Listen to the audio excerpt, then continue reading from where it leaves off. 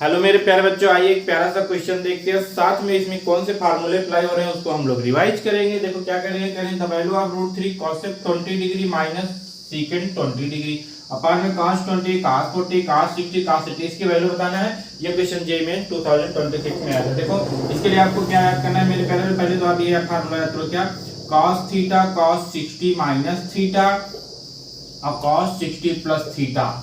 इसका फार्मूला अगर आपको याद है तो ये क्वेश्चन आप लोग बहुत आसानी से सॉल्व कर लोगे। इसकी जो वैल्यू होती है 1/4 cos 3 थीटा। क्या होता है मेरे प्यारे बच्चों, 1/4 cos 3 क्या फार्मूला है, cos theta cos 60 minus theta cos 60 plus theta. अगर यहाँ पे साइन है, यहाँ साइन है, यहाँ साइन, तो यहाँ साइन हो जाएगा। अगर यहाँ tan है, ये भी tan है, ये भी tan है, तो 1/4 नहीं रहेगा, ये tan 3 थीटा है। आई होप आपको तीनों फार्मूले याद हो गए होंगे। अब देखो यहाँ पे कैसे, ये थीटा है, ये देखो 40 को लिखोगे 60 माइनस 20 और इसको लिखोगे 60 प्लस 20, मतलब ये cos theta cos 60 minus theta cos 60 plus theta. और इसकी वैल्यू तो हमें याद है, cos 60 की वैल्यू 1/2।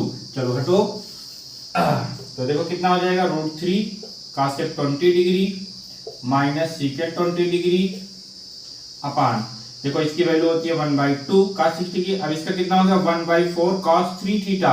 थीटा कितना है 20, 3 का मल्टीप्लाई 60, ये भी कितना हो जाएगा 1/2, तो लिख दो 1/2, 1/4 इंटू 1/2 कितना हो जाएगा 2 4 जा 8 2 जा 16, तो 1/16 तो ऊपर 16 आ गया, तो कितना हो गया मेरे प्यारे, 16√3 cosec 20 माइनस secant 20। अब इसको सॉल्व करना।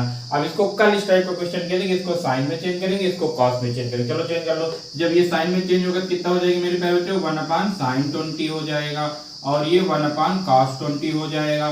फिर इसके बाद क्या होगा, एलसीएम लेंगे, ये यहाँ पे आएगा और ये यहाँ पे जाएगा, तो 16√3 cos 20 माइनस sin 20 अपान में cos 20 sin 20। तो ये क्यों, ये भी देखो यहाँ पे एंगल सेम हो गया, साइन ए कॉस ए, तो ये 2 sin ए का फार्मूला बनने के लिए इसमें 2 का मल्टीप्लाई, यहाँ पे 2 का मल्टीप्लाई, 16 2 जा 32 हो गया। अब यहाँ पे 2 हो गया, ये sin 2a का फार्मूला हो गया, a कितना है 20, तो 2a कितना हो जाएगा 40, ये आ गया। अब इसको देखो, कल ही आपको बताया गया a cos theta minus b sin theta को आपको एक फॉर्म मिलाना है, तो इसके रूट करो पहले, √3 का स्क्वायर 3 प्लस 1 का स्क्वायर 1, ये 4 आ गया, 4 का रूट 2, 2 से डिवाइड 2 से मल्टीप्लाई, तो डिवाइड वाला काम का मल्टीप्लाई वाला इसके साथ आएगा, कितना हो जाएगा 64, डिवाइड वाले में ऐसे कर दोगे। ये सब आपको धीरे धीरे आ जाएगा अगर प्रैक्टिस करते रहोगे तब। अब आपको इसको फार्मूला बनाना है, यहाँ पे क्या लिख दोगे, किसकी वैल्यू है sin 60 की, तो ये sin 60 कर दो और किसकी वैल्यू है cos 60 की। देखो sin a cos b minus cos b sin a, तो यहाँ मतलब ये हो जाएगा